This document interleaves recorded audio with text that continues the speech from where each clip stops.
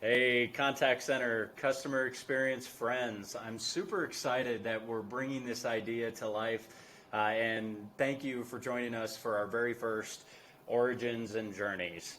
I've been thinking about this concept for a while, creating a podcast video series that focuses on the amazing stories within our space of the origins and journeys of people.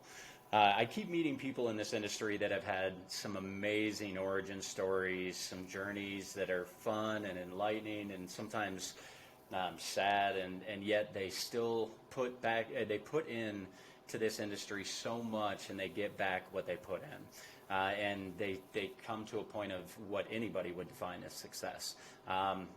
So I really wanted to start bringing these stories to life and share it with the industry. I truly believe there is no other industry like ours where anybody from any walk of life can make themselves into whatever they choose, no matter the background. I've seen it all over the world, and it's just such an amazing industry, and I wanted to really give these stories back because oftentimes I hear people talk about contact center and customer experience jobs at the lowest level, and they equate them to flipping burgers or dead-end jobs, and I absolutely saddens me that we don't talk about this enough as an industry. But the first thing I realized as I come up with this concept was I didn't want to do it alone. Whenever I listen to podcasts and it's a single voice, things become monotonous, they're redundant, 12 months in, and it seems like you're always hearing the same thing, and the guests have seen the podcast, and it becomes an echo chamber, and it's just not entertaining anymore. And I didn't want that, so I knew I had to find some people to come along with me on the ride.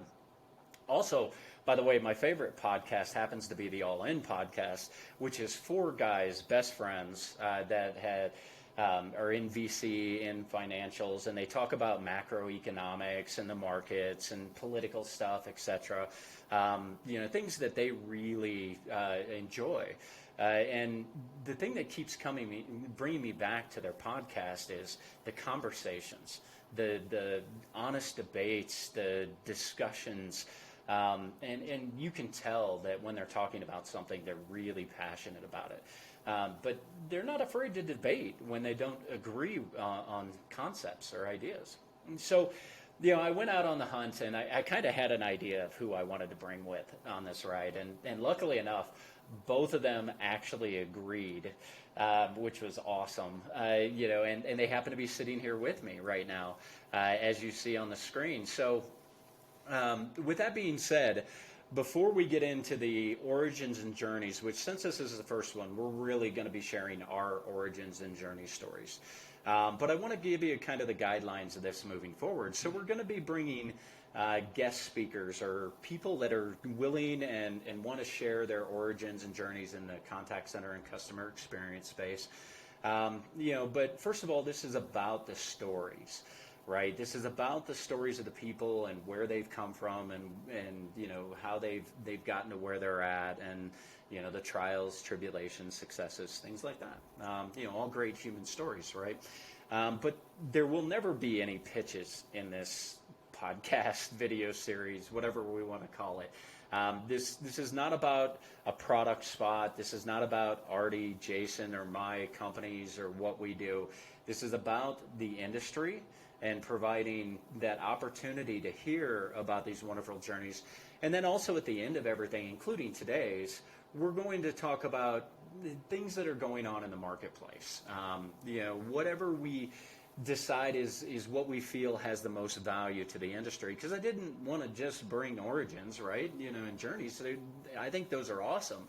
And they're sometimes inspiring and but I want to bring some additional value at the end of it. So having an open conversation about important things that are going on in the market right now and how we feel and our opinions of how they impact us as an industry. And the cool thing about bringing all three of us together is we all kind of have different perspectives and we have different practices. We all happen to all three consult.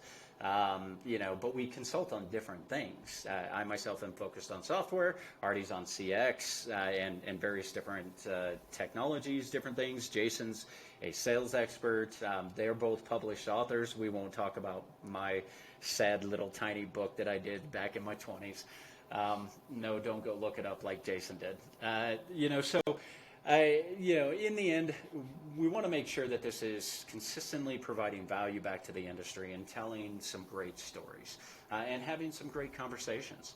So it'll be entirely conversational, but we really look forward to your feedback. So now, without further ado, I want to hop into the origin stories and what how this came about. But the origin story for Jason Cutter, my friend.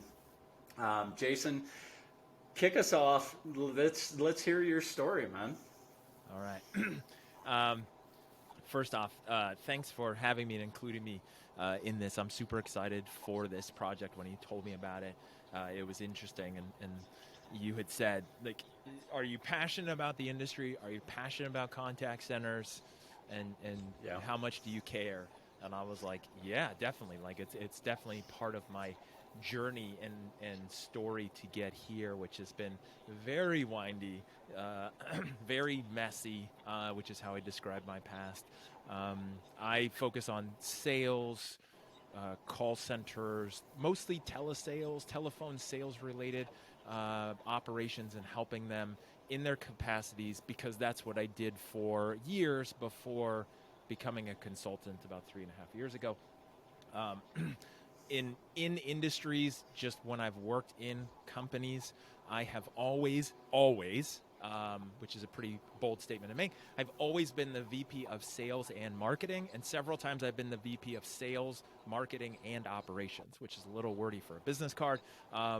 But for me, one of the things that I look at is I see the customer journey, and I see it as one customer and one company. And all the silos, all the departments don't matter to me. They don't matter to the customer. They don't matter to the company's bottom line. They're there to facilitate it, but I've always had this holistic view. It's like, how do we help this one person through the whole journey?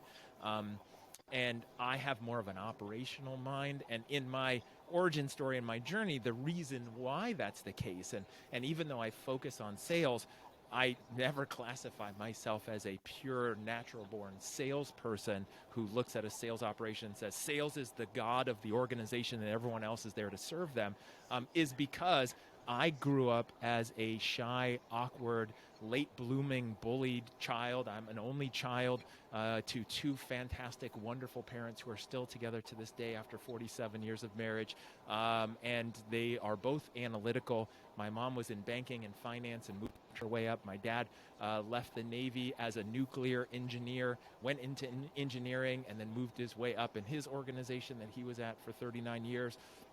My mom, as a banker, before she got into that, and as a result of dealing with people and their banking and their financing, hates salespeople.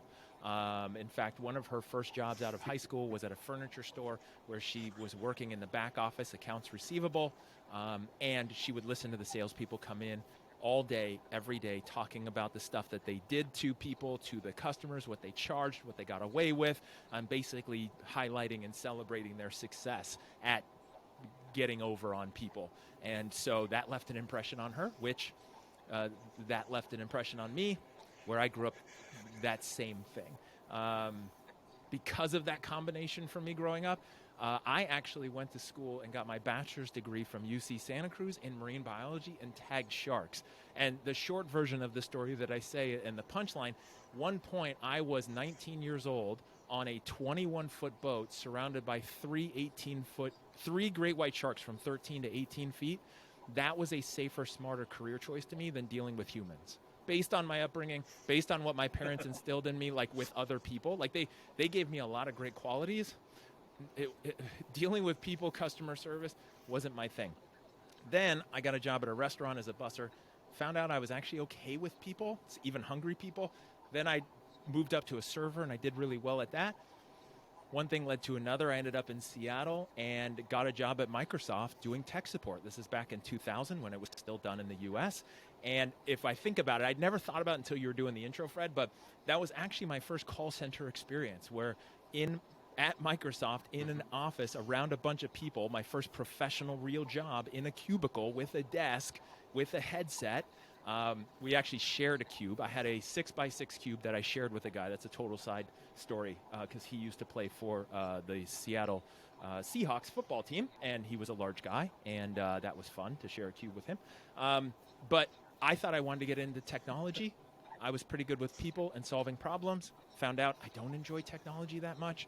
One thing led to another, and then I finally got my first sales job at 27 in the mortgage business in 2002 at the rising height of the real estate boom, which meant it required no sales ability. That kicked off me going into sales, leaving sales, running sales organizations, leaving them, my first role that I had in a leadership role was actually operations. Then they fired the VP of sales, and I got to take over sales for the first time. I had no idea what I was doing. To this day, I have received 0 minutes of corporate sales or leadership training. Nobody has ever sat me down in any company I've ever worked at prior to consulting and said, here's how you sell, here's a script, here's how you overcome objections, here's how you understand people, here's how you lead people, here's how you act as a manager, here's what you should do. Let's go through these courses. It's completely self-taught, mostly in painful ways. And that's kind of what's happened here. I realized years ago what I love more than anything is consulting, fixing, building, helping operations scale, where people can come in and do what they do best, and the organization has systems and processes around it. So my operation mind is always first, and then how do you get someone in a sales capacity to do what you need them to do? It's 2002. If we're still having people on the phone that technology hasn't replaced, it's because we still need them to have a conversation with another person. And I love the fact that my approach is not from a natural-born salesperson who grew up sales, working, living in a sales family, an entrepreneur household. No, it's like the anti-salesperson who's now doing this, which I think is useful from a scalability standpoint and from a customer service. And it's not just about selling and then hoping it works out, but I just give me my commission check. It's how do I produce a long-term, successful, happy client that I'm enrolling today that's going to be a part of this organization forever, and how do I do the best thing for everybody? And how do I get people who may or may not have the right the natural abilities on paper, air quotes, how do we support them? How do we make them successful? How do we give them everything that we can? Because again, one of my parts of my mission is to support the underdogs in winning their game. I still think I'm an underdog. I view life from an underdog lens, and I love helping underdogs and organizations just succeed as, again, part of that origin story and my journey to get here. Yeah, I definitely still see myself as an underdog. Probably always will. I think there's a bit of nature nurture thing in that. I don't know. I mean, in the end, I'm not a psychologist. But I mean, it's an amazing story, right? From tagging sharks to consulting companies all over the world. And you publish too, right? Yep. I currently have 3 books. So my main book came out in 2020, Selling with Authentic Persuasion, Transform from Order Taker to Quota Breaker. There's a ton of people in sales who act like order takers, and they just need more tools. They need more support, more leadership. And then this year, published as part of a compilation book, Voices for Leadership, Volume 1. I'm a contributing author there. And then myself and Nick Glimsdahl, we produced a book that's called Reasons Not to Focus on the Sales Experience, which of course is a joke in the title because there are no reasons not to focus on the sales experience, but it's an actionable guide for companies to basically pull their head out of wherever it is and build an organization focused on the sales experience for customers and for their employees. Awesome. Very cool. All right, Aarde? Yeah, it's hard to follow, your cue, and we had a man. pre-call too, so I've got some things I'd love to bring up. First of all, thank you, Fred, for putting this together. Big thank you to Jason for joining as well. Fred, you've really compiled the sales side and the support side very nicely. So we've got some very similar backgrounds, but completely different at the same time. So love to give you a little background to who I am and what I do and where I came from, what my origin story is. And I'm sure Fred will toss it over to you next and see where you're from and get a little inside of your origin story and your background as well. So something that's really similar here is growing up to Jason. my dad was an engineer as well. He was actually a land surveyor, so I used to go out in the field with him, and a land surveyor basically is someone in San Francisco who knocks on someone's door and says, hey, do you need, your whole living room and closet and bedroom all mapped out? Because the city requires that if you're a homeowner that, has exact square footage. This is, back in the day before there was Zillow and you could just literally look up square footage. And he would get paid to do that. And of course, it's a very scary job when you're talking to complete strangers, asking them to gain access to their home and, go into their closets and measure and go into their garages and all this really weird stuff. But as a kid, I would do ride-alongs, and I would sit in the car with my dad. Once we got the permission to go in, he would teach me how to do everything that he would do. But as an engineer, it's very interesting. It's very mathematical, very analytical, and I loved that about him. But one of the things that he hated doing, and this is the reason why I was there, he hated the customer service. As you're going through someone's house, measuring their house with a tape measure, you got to make sure that you're talking to the person, that you're personable, that you're not some random person just in their house. So that's something that I kind of helped out with, and it's not very threatening when you've got a 14 or 15-year-old kid that's the son of the person doing the job. So I learned a lot there.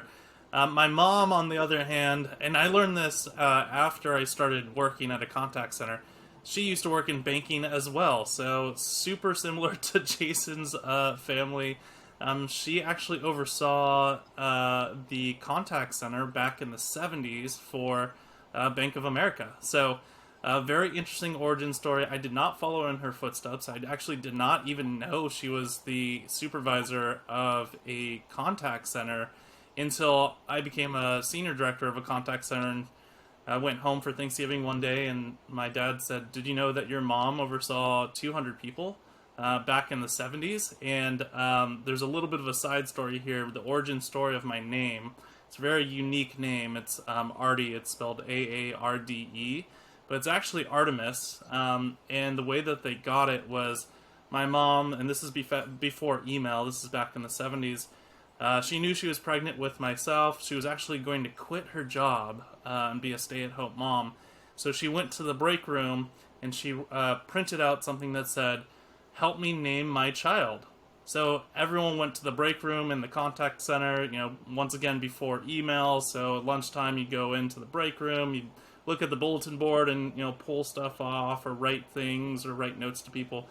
And my name was actually voted between it was a tie between two, is Aardvark and Hippopotamus.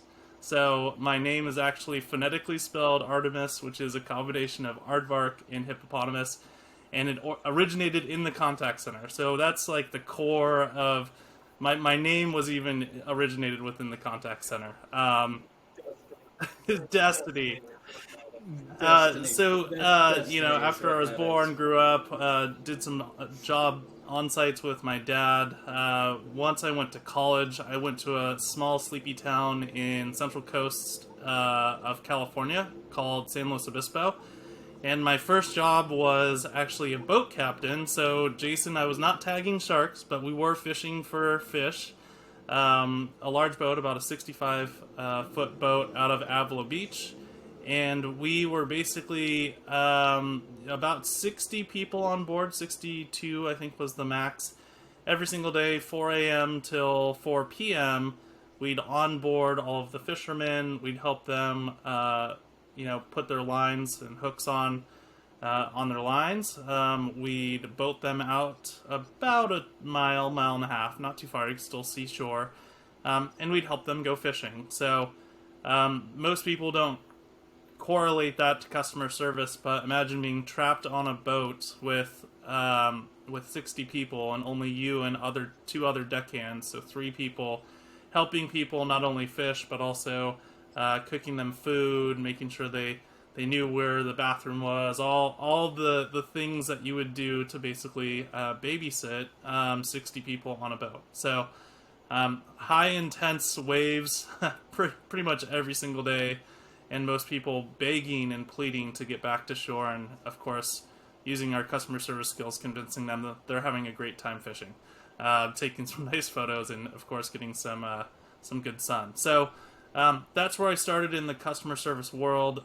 Quickly after that, I realized that I liked technology, and there's very little technology on a boat other than maybe the radar and sonar. So I went into the contact center industry.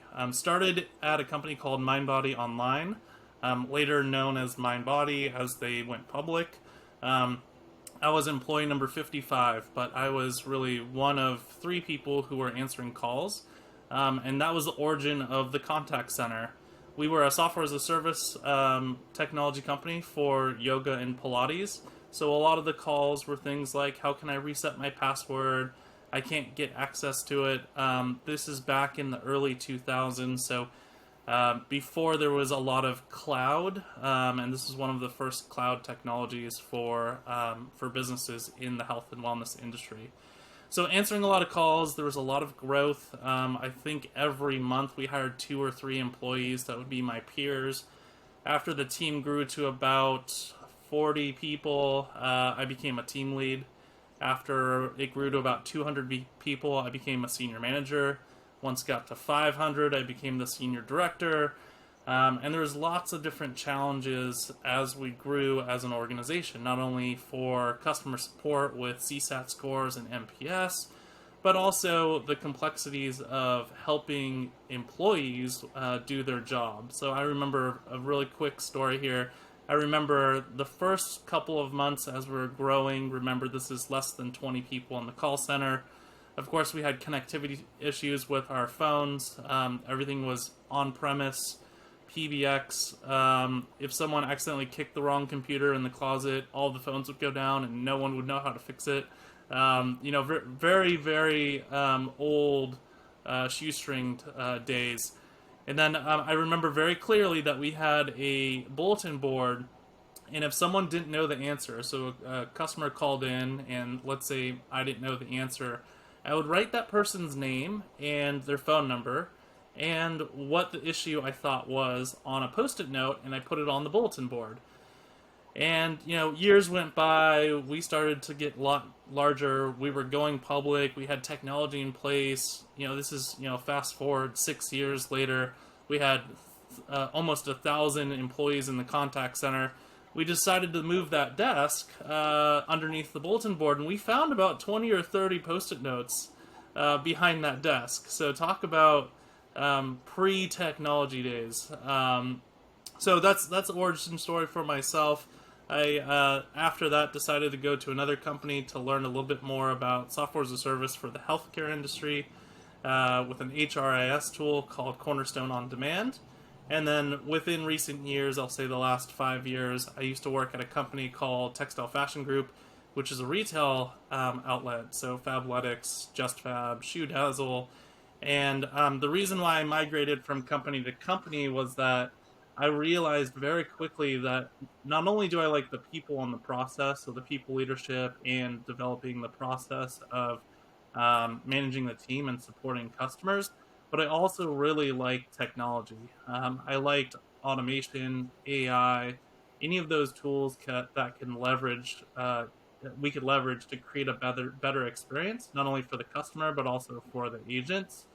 And I realized staying with the company for a very long time, 2 years, 3 years, I only had 1 or 2 opportunities to hit a home run for the company experience-wise with regards to technology. And that's what I enjoyed. So that's why I do consulting today, because I'm able to do that 2 to 3 times a month with 2 to 3 different companies per month.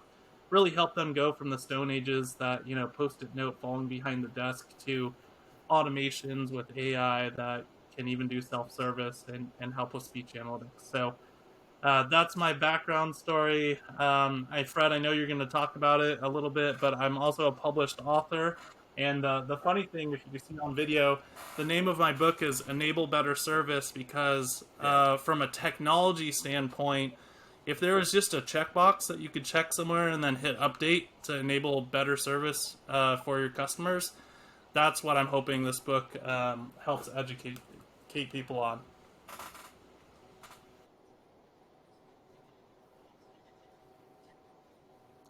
Cool, man. Well, I'm hearing a pattern. We all seem to be fixers, and we all seem to need challenges. So, um, but there's definitely some patterns here between the three of us. And I mean, we obviously prepped and did some pre-work, and we know that. I mean, but I think audience ought to pick up on that one pretty clearly, which could make for some interesting conversations, or at least I hope so. So I'll get into mine. I grew up in a small town in Iowa. Unlike these two, I didn't have engineers or bankers. I had a former Marine, retired and truck driver for a stepfather, my father, and my mom was a CNA. And back in those days, in the 80s, 90s, I mean, they didn't get paid anything, right? So, but we did all right. We had enough, right, is what I would say. Never went hungry, had enough, but we struggled in life, and I was a quiet kid for all kinds of reasons. There's all kinds of dynamics there, but throughout school, I never really liked talking, much. I had the long hair, I played sports. I was the partier, so I fit in every crowd, but I was relatively quiet and always felt like I hated public speaking. And then, I got out, didn't go to college, took a job at a manufacturing plant stacking physical doors, 40, 50-pound cork doors, right? So you pick them up off the conveyor belt, you stack them on another thing that you then roll the doors out once you've fully stacked it. And I was wearing a little bit loose glove, and my hand got caught in between the rollers on the conveyor belt, and it sucked my hand down in and didn't do any serious damage, but I mean, it did enough, right? I turned black and blue, couldn't grip. Obviously, I'm not stacking doors. And I knew at that point, growing up in Iowa, we didn't own a farm, but we rented on a farm, and I was a big kid. So the farmers loved throwing me out and making me bale hay all day, or, walk beans, detassel corn, all that stuff. I knew at that point in time, manual labor was just not for me. It just wasn't a good fit. So I had to find a job. So I found this job at a call center doing sales. I was okay, but I was really good at a particular product, a pager sale. So I got to talk, pagers. It was that far back. So I got to talk to a pod of people about, the questioning and how I got through to the pager side. And I realized it wasn't that I hated public speaking or that I wasn't good at it. The stuff that I was talking about, I wasn't passionate about, I didn't care about. And I actually, once I got past the butterflies, the anxieties and the fears and all that stuff, I actually really enjoyed it. And the natural high that comes from, being up in front of people and helping people, it definitely, I don't know, it was addictive, right? So I went from that job to, I got a trainer's job, building a training program for a small call center. And that was where, we were using this old EIS green screen platform, right? And one of the telephony cards, which this thing, supported 24 agents, and it was half my size, right? I mean, these things were enormous, but one of the cards needed replaced. And me being a, dumb teenage, boy, was like, okay, I'll change the card. Yeah, needless to say, I had no idea how valuable the card was, or the server, or, I'm just like, okay, there's a couple of screws there, a wire there, sure. The little foreshadowing there, I mean, because of just no fear, I just did it. So I went on, I moved up the ladder, became manager, director, VP, then I started to help companies start new call centers or recover failing ones. I even did a recovery in a medium security prison, where the call center was failing, went in, cleaned up the leadership, turned it around. So I was a partner in a long distance company up in South Dakota, and this was post publishing that little tiny book that I really need to stop mentioning because people will look for it. But I became a partner in this company to help them create. They were a B2B company, and I was helping them create a consumer division. And then, the whole the whole WorldCom debacle happened, and they went belly up. We were owed a bunch of money, and obviously at that point in time we were a small enough company we had to file bankruptcy. I had leased a telephony server, an old call center platform, dialer, as we all know them, that are old enough to remember dialers, right? So I had leased that from the software company, and I was talking to the CEO, and I was like, "Look, I'll drive I'll drive the server back out to you and meet." And he wanted to meet, so I drove out to Colorado, and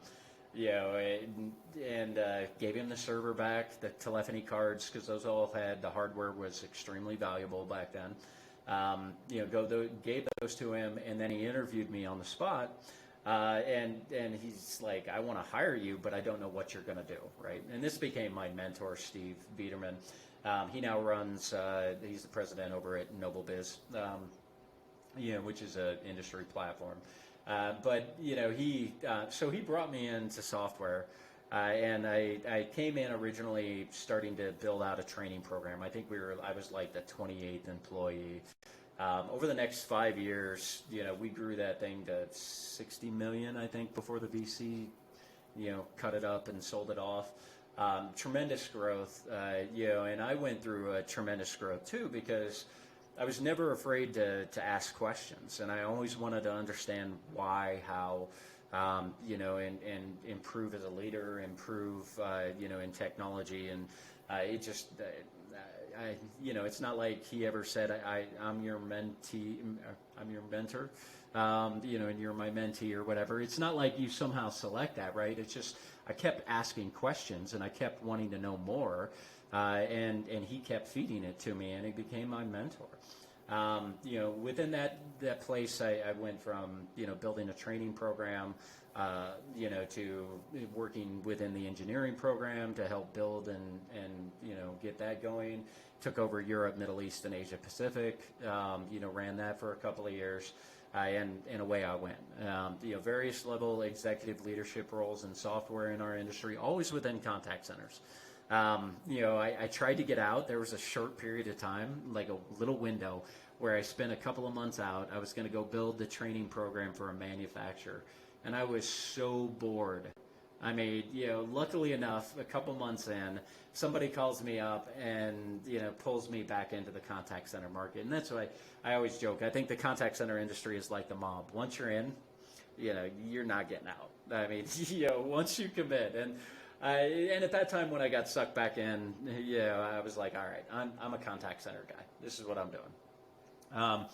So I've done some various startups, over the past 4 years. I tried to build out a new style of master agency with a good friend. Had a lot of misses, some successes. I think like anything, we all grow from both our successes and our failures. Here I am today. So today I just consult for software companies in our industry on go-to-market, product roadmap, some EOS development or operational implementations, stuff like that. That's my origin, and some of my journey, right? There's all kinds of nuances in every journey, though. So with that being said, let's hop in to the actual industry insights segment. And now, again, for the audience, we're going to be doing this every single one. Today I actually picked, and the guys were nice enough to let me pick something that I actually really am passionate about too on the side. Is something I like to understand and learn, which is the macroeconomics and how it impacts everything, right? So obviously inflation is at a record or reached a record high for the last 40 years. The price at the pump is coming down, but everything else is staying elevated. We're one day away from getting, a new increase in either 0.75 or full basis points from the Fed at the FOMC meeting that happens to be happening today while we're recording this, right? And we've all spent a lot of time, as you've heard in our origins, a lot of time in this industry. And, there's been, several events, right? The most recent, the initial lockdown of COVID, obviously there was a blip, but that was minor, right? That was a couple of months of just pure fear and panic. But if you look back in like 2007, 8, and 9, and the mortgage, caused recession, we were all in the market at that time. And if I was also still in the market in 2000, I was in the market at 9/11. There's been all these things that we've seen in our journeys, that kind of give us some leading indicators of what we can expect. And I felt like it was important that we have this talking point. First of all, what I'd like to start with, Aarde, I'll start with you. What first comes to mind when you're looking at these macroeconomic things? We've got a war, in Russia and Ukraine impacting commodities. And I don't want to make this about the financials, right? This is about the contact center market. What have you seen, and what do you suspect, or what can you tell the audience that they can expect, coming into this? Because more than likely, we're going to get our next CPI read, and we're already in at least a paper recession. Yeah, I'll jump in. We're in the section now where we're more of a dialogue. If Jason, Fred, jump in with your insight, or if you completely disagree with me, just say, hey, I don't agree at all. But what I'm seeing on the customer experience side, specifically for the contact center, is, and let me give you a little framework here of what I'm seeing and why. The contact center is very people-centric. So we're talking about workforce management tools, workforce. Do I offshore? Do I use BPOs or business processing offshores? Do I do it all in-house? Do I let people work from home? There's all of these rules that we as employers or people who oversee contact centers for the customer experience team, we put in place. Traditionally, before the pandemic, and I would even argue, this is a 10-year in the past mentality, is if I need a call center, they all work in one physical box building. If it's a lot of people, it's cubicles, and we're going to jam them in next to each other. People calling sick or whatever, they get sick, whatever. It's all kind of community work. Think of like WeWork on steroids, but also not all of the cool perks, and also you don't get to come and go as you please. It's very structured and rigid, where your schedule is literally 8:30 to 4:30, and you get a 30-minute lunch break. So that's the way that it used to be in the contact center. Nowadays, during the pandemic, that's shifted to being more open to work from home employees, being more open to work from anywhere employees, and even being more open to what's called the gig economy. So much like an Uber driver, someone can go to a gig economy board, work for Zappos for their contact center for 3 hours, take a 4-hour mid-afternoon break, come back, take a 3-hour shift for Best Buy for their customer support team, go to sleep, wake up in the middle of the night because you got nothing else to do, log in and work for, a different contact center for an hour or 2 hours, and going through the training modules before actually answering calls or answering very basic things like, how do I reset a password? Right. That's where it has changed. Now, talking about how the economy is and how it affects that. Yeah.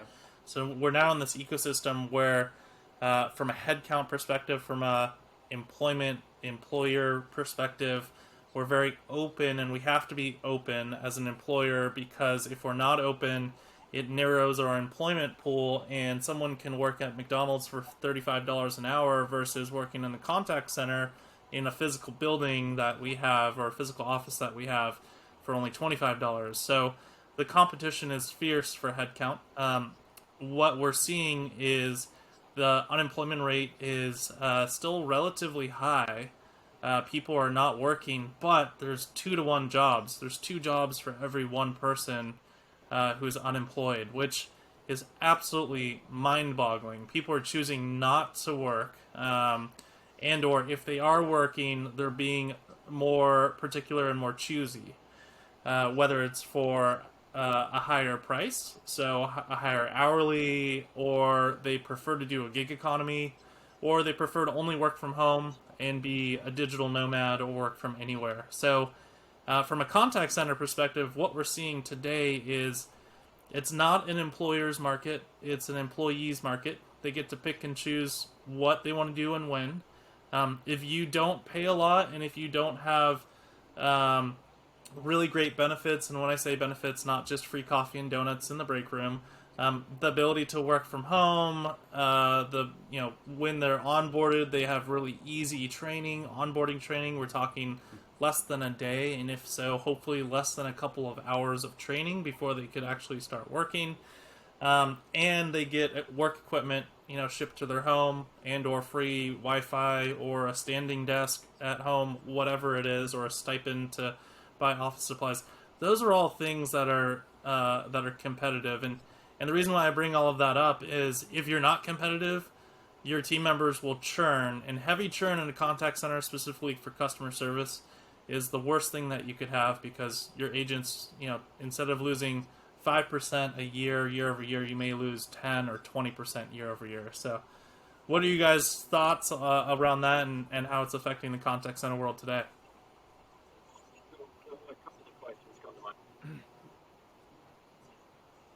Yeah.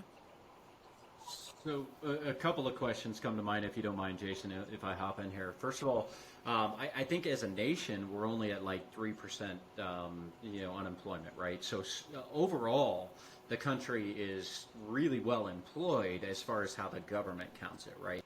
But what you're saying is actually at the lower level, the contact center type Yep. agent level, unemployment is higher because people are choosing what their work. Just to clarify, that's what you're saying on that piece. Now, my second question is, I find it interesting that you bring up, the incentives to get those employees in, right? The desk, because when I start thinking about a business and how I operate, and I go into an economic downturn like what we're facing, no one knows whether this is a short blip and it's just a paper recession, or if this is going to be a 3-year long drawn out recession, right? Companies have to tighten their belt a bit. Are you still seeing for like the contact Not center much. agent, I've seen a little bit of paying for the Wi-Fi, stipends. the desk So being shipped. either Are a you still one-time, seeing that stuff? if you're with the company for more than 6 months or a year, you get a one-time Okay. payout to pay for office supplies, Wi-Fi, things like that. Most companies are not giving funds for that, because what they're selling it as internally is you get to work from home, which means you don't have to commute, you're not paying for gas, so you're getting these other benefits. One of the things that's kind of unique and interesting in this realm, and I'll bring it up because it may be relevant, is people who Right. used to, we'll say, live in California, work at a call center in California in a brick and mortar, they now work from home. The employers are letting them live from anywhere. So they're moving to Texas, lower cost of living, still getting the same salary that they got when they lived in California. So those are the kind of uh, leverage points that the employee and employer has in this area.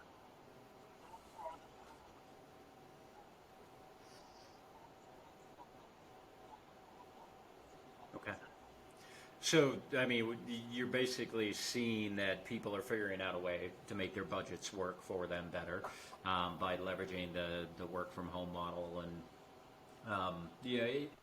I find it interesting that, I agree that there's certain positions that, are highly employed right now. But when I get to the tech section and how I think this impact, I think that's changing. So.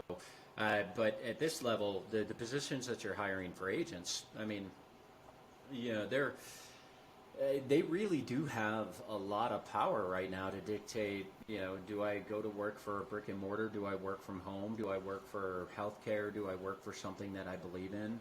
But I think the whole training piece is an interesting point, because I don't know that I've ever seen a contact center where the training is, get them on the phones within a day.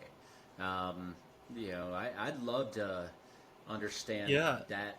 I mean, maybe that's a simplistic Yeah, thing with the simpler big types of CX. calls. Maybe they take, There's also some maybe that's what technology you were that referring to. I was think invented during the is they pandemic to take start simpler help this. types of calls. There's, it's been around for a long time, but since the pandemic, it's grown like crazy. But essentially, it is someone can be onboarded, and I have a couple of examples of friends who have relatives who have started in contact center in during the pandemic, so never ever went into an office, and they'll get things like access to Okta, so you have the ability to get into all the back end portals, which is easy, single sign on essentially, and they go through training, and that training is all virtual, and also there's speech analytics and agent assist tools on Yep. top of the telephony, so that as the agent is answering the first call, first 10 calls, first 100 calls, whatever, the agent assist will tell them what they're doing right, what they're doing wrong. Here's some knowledge base articles. So it's almost like the training isn't a classroom training anymore. It's just a couple hours of virtual classroom training, and then as you're working, you're getting trained by these technologies, by these AI and speech analytics tools. Some are adopting it, and it's working really, really well. And the onboarding has been shortened from, a week in classroom down to a day, and some, since it's very simple, like how to reset passwords, down to an hour or a couple hours. A couple examples here. I know Shopify did it, and I think all of their password resets are done by gig economy workers who are either stay-at-home moms, vets, or people who come out of retirement and just work a couple hours out of the day.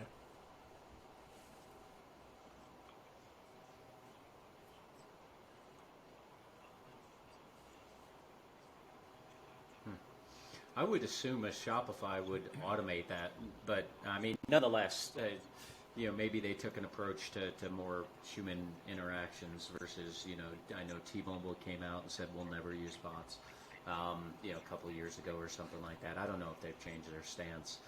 It's interesting. An economic downturn can change a company's stance on certain things pretty quickly. So I appreciate that. Jason, I mean, any thoughts from a sales perspective?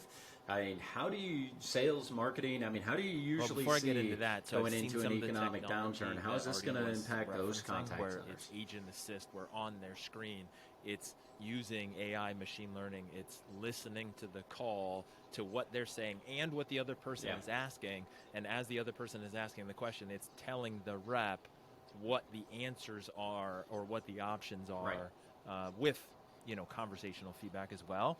And it's amazing for helping that ramp up time for customer service, for sales, things that are very linear with where they're going. It's amazing. It's usually a little costly, so it really divides the companies who want to invest and actually want to take care of their people versus the ones that just want to do what we've always done and we don't need that, and we'll just make our agents do X, Y, and Z instead. And I think that kind of leads into some of the stuff that I see from the sales side, which is that's what's going to separate people from the ones who are still around. It's what I also saw when the pandemic hit and companies had to disperse, right? Globally, we saw things that we never thought we would see. And I don't mean pandemic. I don't mean like from the health crisis. I mean a call center offshore in the Philippines taking their 500 people and sending them home to be on internet working from home as a call center agent, or in Belize or South Africa or wherever. Like, that was never a thing that was ever an idea for anyone to do, and it happened. And you saw the organizations that adapted and dealt with it, and the ones that resisted it and died off because of their fixed mindset. I think the big thing when it comes to sales that I see, and I've seen many times now with different downturns, right? The housing crisis, and that meltdown, and even the pandemic, and then now, is it's a couple of main things. Is when times are good, it's really easy to be successful, right? Let's think about like sports, for example. If you're a good team, maybe not amazing, but if you're good and you're playing up against average or bad opponents, it's really easy to win. It's really easy to look like you're amazing. The question is, are you really actually that good? If you're ever a fan of the Harlem Globetrotters, I was a kid, like that was a big thing. They're always playing against the Oregon, whoever it is, and that team is set up to lose. So of course the Globetrotters look amazing. Not saying they're not, but when they play up against a real opponent, what can they actually pull off? And that's what happens when the economy shifts. Sales departments, sales organizations are then put to the test and see what they have. Some of the common problems that will now be exposed is the fact that most organizations don't have everything in place such that their leads are actually being nurtured. Their leads are being supported. I see so many one and done phone calls where, let's say, a call comes in or a salesperson makes an outbound call. They can't get a hold of that person. The company is feeding them too many leads, so they just don't even call that person back. And there's no system in place, and there's just money wasted. When times are good, it doesn't matter. We're making enough money. I even had a company tell me pre-pandemic, we would bring you in, but our agents don't like change, and we don't think they can handle doing anything different, and we're making enough money, so as long as everything goes well, we'll be okay. That was pre-pandemic, and you can imagine what then happened. And so I think it's really about that. It's two parts. The sales process, when the economy changes, you have to get better internally because now you've got to make sure you cover everything because it's going to get harder from a selling effectiveness standpoint because you're going to come up against real objections where people have to make a decision, whether it's consumers or businesses, between their costs and everything else that's going up with inflation or job loss or cutbacks versus whatever you're trying to convince them to do. Which then, for me, there's two main parts, right? And this is where I see companies have to shift or they're going to struggle and die, is one is the sales experience. When things are good, like the mortgage market has had for the last couple of years, they don't have to care about the sales experience. They don't have to care about doing anything amazing. They're just taking orders and cashing checks because everyone wants to buy a house and everyone wants to refi because the rates are at like 3%. And come on, like it takes no skill to actually to be effective at sales. And I see so many people who are like, I'm amazing because I was in the mortgage. Like, no, you're not. Like, you timed it well, but let's see what you do when things change. And now I hear companies and talking to companies where they're like, okay, now when rates go up, the differentiator, because we literally sell a commodity, is experience. It is professionalism. It is effectiveness. It is service. It is all of these things long term. And that's what makes it or breaks it, right? Is that experience. And then the last part I think is always interesting to watch before and after an economic kind of punch in the face is companies, if they're actually selling something people want and need, right? Does the world need 18 different options for CRM companies? I don't think so. And I think, tech companies start up and they're VC backed and their revenue is based on investments, not actual sales, because nobody really wants or needs their product and no one's onboarding because no one needs another CRM system to replace the one their agents are already not using. And so does the world need or want what you're actually selling? And I think that goes for consumers and for businesses that, that's your target. Is it actually valuable? Is it worth it? In tough times, will companies still need it? Or have you just been selling stuff to people that they kind of want, but it doesn't really move the needle until it gets replaced by somebody who's a better salesperson than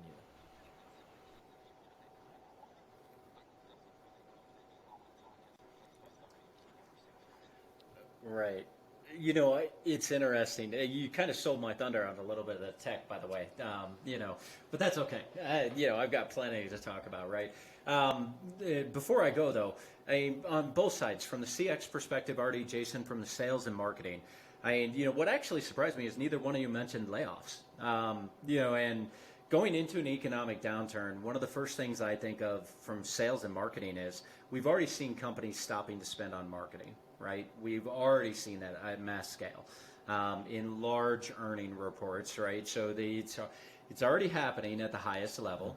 And I often think this is the number one mistake that companies make is that they stop spending on marketing and they allow an opportunity for the people that are hungry, doing it well, providing value to then go after the market. But actually, at the contact center level, I still truly believe, and you guys can tell me if I'm wrong, but the majority of the market looks at the contact center, whether it's sales, Sales is a little different because it's tied to revenue, right? But especially customer support, service, they look at that as a cost center, in my opinion. And I still will hold that to be true until I see the digital transformation and the experience at all levels start to actually change. I mean, Goldman Sachs put out a report back in January that, it was like 80% of the Fortune 500 still have premise-based telephony platforms. I mean, 80%. I mean, these are the companies that you would think have more than enough money to throw and solve these challenges, but they don't. I mean, so do you guys expect, I mean, I know we're early in this, right? We don't even technically know if we're in a recession or not. We all think we are.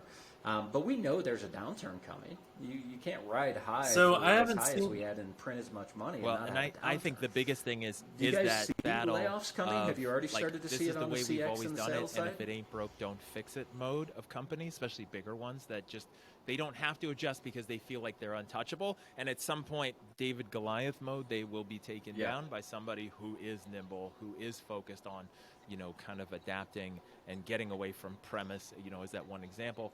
And changing and enabling their team and figuring out how to do the same amount of work with less cost and less infrastructure. Maybe not less people, but how to just make them all more efficient. And then, of course, the layoffs come, especially in organizations that see it as a cost center. If they have that kind of mindset, which I don't agree with, if they see customer service, they see support, they see that as a cost center, then they are going to cut there, which then is going to cut the long tail of revenue, customer satisfaction, repeat buying, like referrals, like depending on the industry, it just goes down. And so it's kind of one of those, let's just cut it for today and look good on this month or this quarter's report, but they're really hurting themselves long term. Versus companies who look at it as value, right? If we look at Zappos. I love Zappos as an example where they give their agents as much license as they can to make that person happy no matter what, even if they lose money on that deal because they're playing the long game, not the short game. And they don't care about the short game, they care about the long game. And that's what you see in these downturns, like when the pandemic hit. Right. You see the companies that all send the same templates of we care about you from a customer service standpoint, we're here for you, versus the ones that actually did it and actually mean it. I haven't seen a lot of furloughing or firing in the contact center customer experience world. I've seen a lot of freezing, so not hiring net new people, so freezing recruitment. I've also seen a lot of we're not going to hire this backfill until the recession is over. So you got that 3%, 5% just natural churn of employees. After about a year, you've got, 15% of your workforce is gone. Let's just hold off for 12 to 24 months to rehire those people. So they keep them on their in their funnel to re-recruit as backfills, but why don't we just hold off for another, 12 months? I've seen a lot of cross-skilling. So people who are in the customer experience, pure like tech support, call center answering, not traditionally doing upsell, cross-sell. Now they're being cross-trained to be more like sales reps. So not only just to clear like these hours you're doing outbound calls for sales, but these hours are doing customer support. But also, while you're taking support calls, how can you cross-sell, upsell? Or how can you, for the as a service or membership companies, how can you create longevity? Because a lot of the problems that we're seeing with this downturn, this recession, depression, whatever you want to call it, is that these recurring companies that have members like Netflix or Spotify or whatever, how can you as a customer service agent answer the problem and the question, but also try to retain the customer for the next 6 to 12 months or even 12 to 24 months. There's more value in that, and it's cheaper for an organization to retain the customer and spend that time and energy doing that on the customer service side than to lose them and try to do a win-back campaign 12 months down the road where they're trying to get back the customer because the person canceled their Spotify because they just got laid off and they can't afford it because of the recession. So yeah, I'm not seeing a lot of churn, at least not direct to the recession, but I am seeing a lot of cross training and a lot of freezing of recruitment. Well, and I think that's interesting that you're talking about, like, getting people on the team to do more, right? The cross sell, the upsell. Do you guys? I think one of the big things that I see are the organizations who are looking at this and leveraging technology from everything from marketing to sales to customer service to retention, like they're, before the sale and after the sale. For attribution, because that's always been a challenge, is what marketing led to this person enrolling, what phone call, right? If you're doing ads, TV, radio, billboards, sending mail, if you're running banner ads, you're buying leads, it's like, what thing made them move forward, right? Most of us watch TV, we see an ad, we don't call that number on the ad, we go on our phone, we pull up the website. How the heck do you do attribution for that?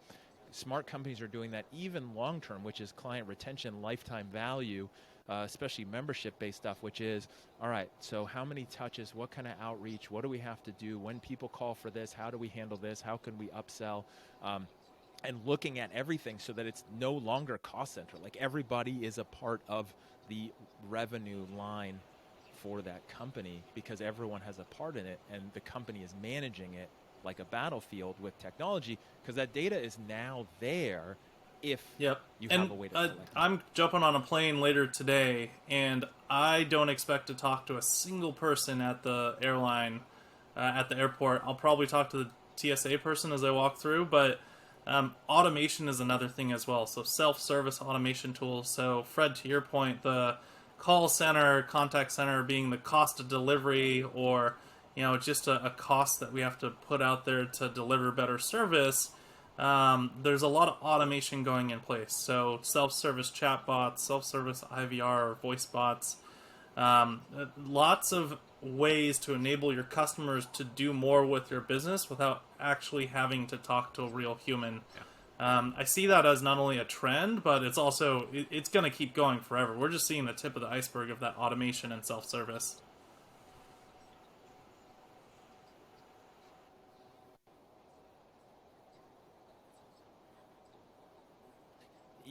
Yeah, I think one of the biggest cautionary tales I have against right, when the and we're still trying economy to figure out a way. turns in any way, Jason, or a it looked company like you even had feels something you wanted to say, a restriction, is the tendency, especially now, to go, all right, let's leverage chatbots, let's leverage email, let's leverage SMS, let's cut back on phone reps in all capacity, from sales to service. Let's just cut back on that. Oh, and people don't want to talk on the phone anymore. Like, millennials don't like using the phone, so let's just cut those out, and let's just cut back our hours and our staff.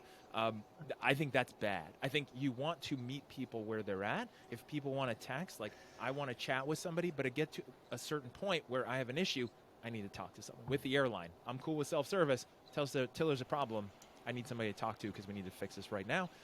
Companies not over-indexing on non-phone stuff at the detriment of people who still want to talk to somebody and solve their problem or sign up.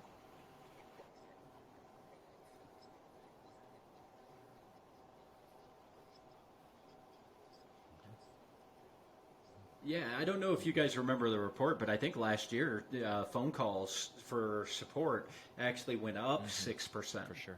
So it's not a dying medium or channel like a lot of people like to say it is. It's actually still growing. I completely agree. And it's interesting. You guys are both. Neither of you are technologists, and this goes to show. I have a theory that every company has become a technology company in some ways. Because in order for us to operate in the channels, in the ways that our customers want to communicate, to sell to them in the channels that they want to be sold to do anything, debt collection, anything in this industry, and anything in business, you have to have technology.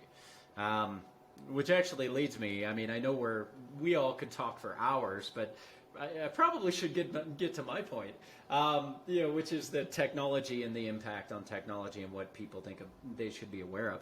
In my opinion, again, I think you two are probably seeing pretty optimistic information compared to what I'm seeing. And maybe because of the technology companies themselves are kind of a leading indicator versus a lagging. So what I mean by that is, over the last few years, money has flowed. And I think you both kind of alluded to this a little bit, and they've flowed into tech. And, there's a lot of companies out there. What used to be a couple handfuls of call center software, or what we now call CCaaS, there's now 120 CCaaS vendors in North America over that. There's 600 plus conversational AI products in North America. There's your WFM, your WFO, your voice analytics. Then you got these cool tools like the agent guidance that you guys talked about. You've got training tools that actually simulate actual interactions so you can train people more effectively without risking your clients. There's all these great new tools that can create all these efficiencies out in the market. Some of them will stick, some of them won't, because over the last few years, things were so great that they literally were, and they being VC, PE, and software executives, were buying into this idea that damn everything and grow. And being a software guy, people will hear me say that. But when I say damn everything, I'm not literally meaning running a non-profitable business that is dependent on financial assistance from additional rounds of funding, right? So what executives, what I've seen in this industry is people took that money, right? Tremendous multipliers. They got all this funding in. They spent it on growth because that's what the VC and the PE people told them to do. And that's what the market taught them to do. Because clearly the markets only ever go up. And don't get me wrong, I mean, we were all excited and it was awesome because everybody was growing and it was easy. But the reality started to set in back in January, and I don't think enough of these people are sophisticated enough or have enough wisdom or have enough time or were willing to take a step back and actually look at the markets and understand the dynamics and start to shift to a way to figure out how to get to a profitable business, at least a break-even business, right? And because of that, we're going to, and we've already started to see layoffs in tech companies, and this will continue. We've also started to see, and last year the M&A kind of kicked off a little bit, and I think we're just going to see an acceleration because there's going to be a lot of software companies that are going to be looking at a choice of a down round, a closure, or a sale. And naturally, when you've got the piece of pie in contact centers, customer experience, debt collection, sales, that whole thing isn't growing significantly, right? Yes, we need to service our clients more. Yes, we need to be more creative. So there is growth, but it's not like that pie doubles every year. So to have 120 vendors, in CCaaS alone, to have the 600 plus conversational AI products, it can't sustain. So, what I think the market, and I think what I want the audience wants you guys to understand is that there's going to be companies that you bought their products that are not going to be able to support you. There will be companies that you will buy that are going to change names and brands and experiences. And it's not, I don't blame the software executives alone either, because the PE and VC that were throwing money at them told, no, you can't become, and this is the thing that kills me. Have you guys ever heard of a money person calling a profitable company a zombie company? So they became too profitable in order for them to be a good investment. I mean, when stuff like that comes out, I just scratch my head. It's a problem. Yep. But that's what happens when you fly high and everybody has success and everybody's hunting the next 10x or 100x. I mean, some of the multipliers over the last few years have been ridiculous. So, I think from the end users that are watching this, you're going to expect that the technology companies are going to go through some shifts. Do your due diligence if you're in a buying cycle. But as these guys both alluded to, both of you brought it up, there are products out there that will create significant efficiencies, that will reduce costs. You just have to figure out how to find your, to get to the executives and get buy-in on products that are going to require a little bit of effort on the front end. But, it will have significant advantages in the long term for the organization. which is not always easy when companies go into cut or freeze or that kind of philosophy. It's hard, to be a champion of a product acquisition in a company. Go to your executives and say, hey, I know, by the way, you froze all my hiring, but can I have, an extra X amount every month to pay for this efficiency, and this is why. So for the software vendors, I think the software vendors that are listening to this, look, you guys are going to have to get creative. You're going to have to help your champions. You're going to have to be really good at what you do, and you're going to have to figure out where you fit in the value stream. And for the executives, I mean, you got to keep your company afloat for your customers. Do what you have to do. I mean, right size. Maybe you don't need 50 salespeople when your lead count only justifies 20. I know that means laying people off, but you're in the end, our job as companies, as executives, as leaders, is to ensure that the over the long haul, the team exists, and you can still support your clients. I mean, you can still do what's right. It sucks, but I mean, hey, when you were growing at no profitability and just living off of people's funding money, and I didn't say funny money, I said funding. I mean, you got to change it. You got to be responsible to your clients, and if you don't, this industry is unforgiving. If you don't service your clients. Yeah, I 100% agree. I think there's going to be consolidation. There's going to be the long tail of technology providers going out of business or being acquired, or being acquired and then being put out of business after they're acquired, just being purchased for their consumer base and then having them converted and then saying, sorry, we're removing this product moving forward. I see a lot of that already happening. One of the things I'm going to pose back to you guys, I know we're at the end, and Fred, you could always choose to hold this question for another session, but what are your guys' viewpoint on, for example, Salesforce having 80% of the largest building built, the Salesforce Tower in San Francisco, the largest building built on this side of the Mississippi, and it opening literally during the pandemic, and then we're going into a recession, and there's no need for physical office space anymore. So that's just literally the biggest red debt book that they have on their books. And then similarly in San Francisco, you've got Zendesk, who just, I believe, and they're going to ink shortly if they haven't inked already, they're going to go from public back to private. So back to private equity, almost like a bailout, but not really a bailout yet, because they're raising a lot of funding. There's so much changing in the tech world. Like, what should we talk about it now? What do you think?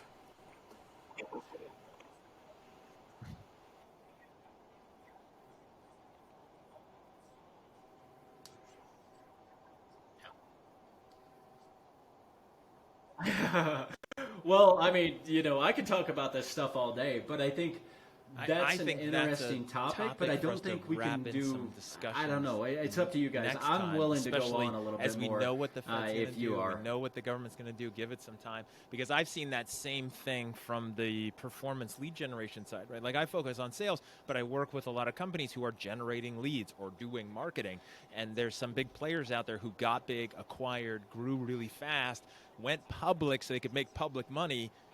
Total failure, and now they're cutting back, they're slimming down, they're going to go private to save the ship or else. And so I think there's a lot of that which ties into what we've talked about, but where we could go with this. Yeah.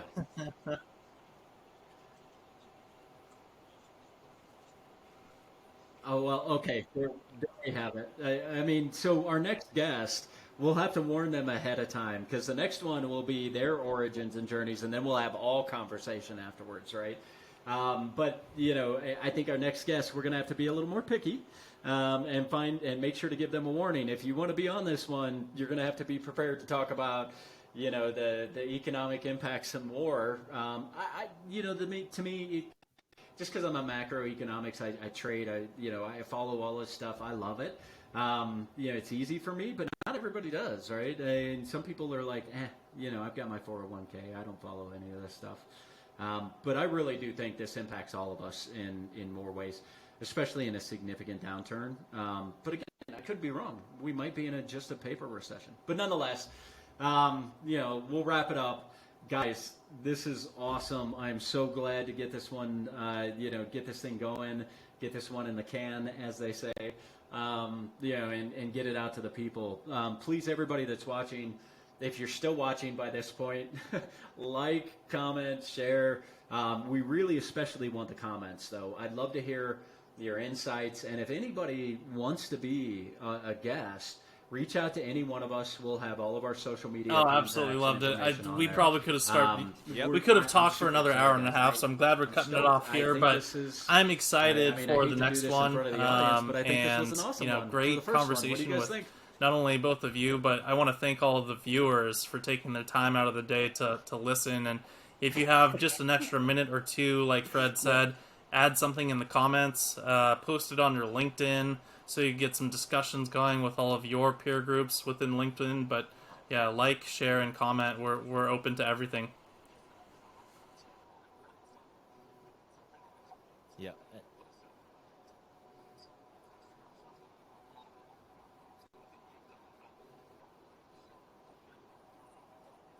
Yeah, and just a real quick, Jason, and then I'll let you wrap yours. The one thing that really excited me, I put out a little post, and you guys know this, just asking my community on LinkedIn what they thought of the concept. And the one thing that really got me excited was somebody that I wasn't even connected to, who runs a contact center, said they'd share it with their agents to tell the stories.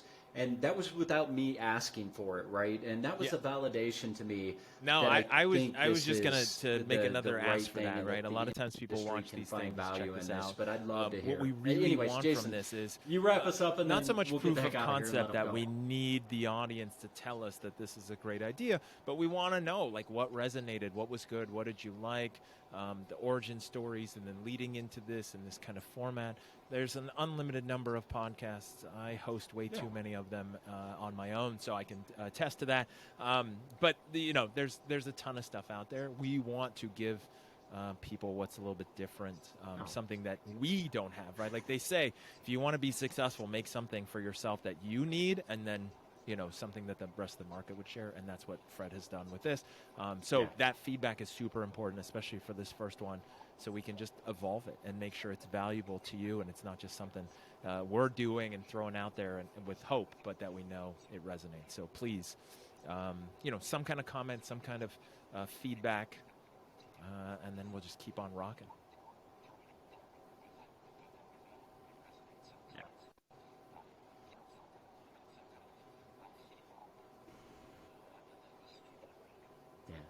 Awesome, guys. Oh, love it. Appreciate it. And we'll be back with another episode. Take care. Bye, guys.